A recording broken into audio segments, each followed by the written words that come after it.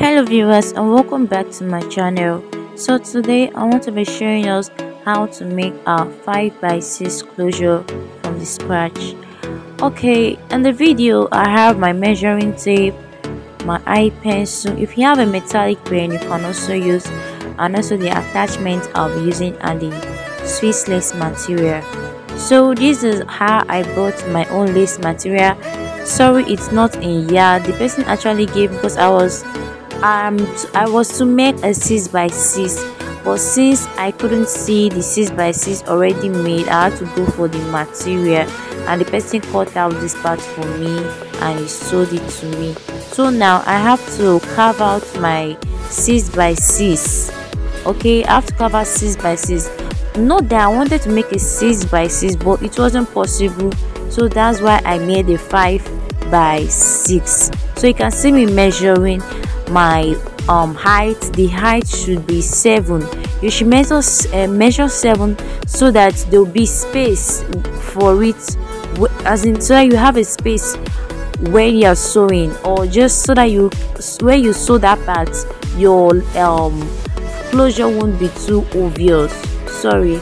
And then you measure your 5, and then you leave some inches. You can, it depends on how large your lace is. My lace wasn't large, so I couldn't keep up to 1 inch, so I just kept little inch. So I divided the inches on both sides to make sure that I have my 5 inches, and then I also, on the height, I also had my 6 inch.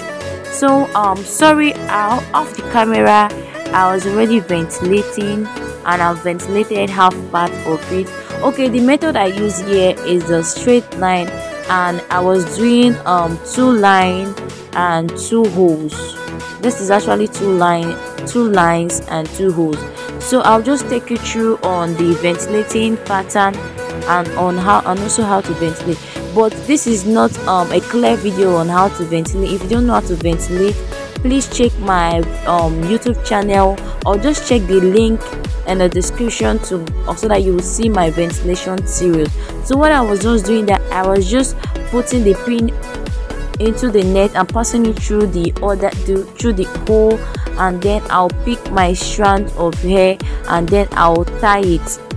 Okay, so sorry, something happened there. My attachment was scattered, so I had to arrange it and then get back to ventilating. Like I said, I did 2 lines and 2 holes.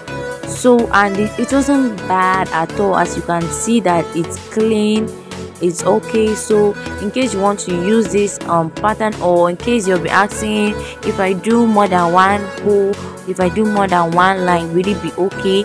This video will answer your question. So if it's okay your eyes, you can also do 2 lines, 2 holes. So after ventilating and treating the attachment, this is what it looks like. If you don't know how to treat your attachment, also check my ventilation series, and you're going to see how to treat your attachment.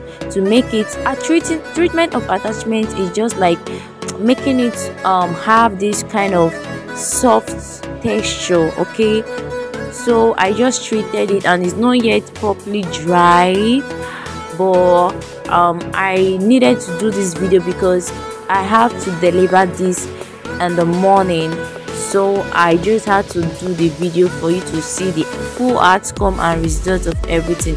So this is just me braiding to test how it is, and to also show you how the 2 lines and 2 holes, how it looks in reality, in case you want to know how it came out.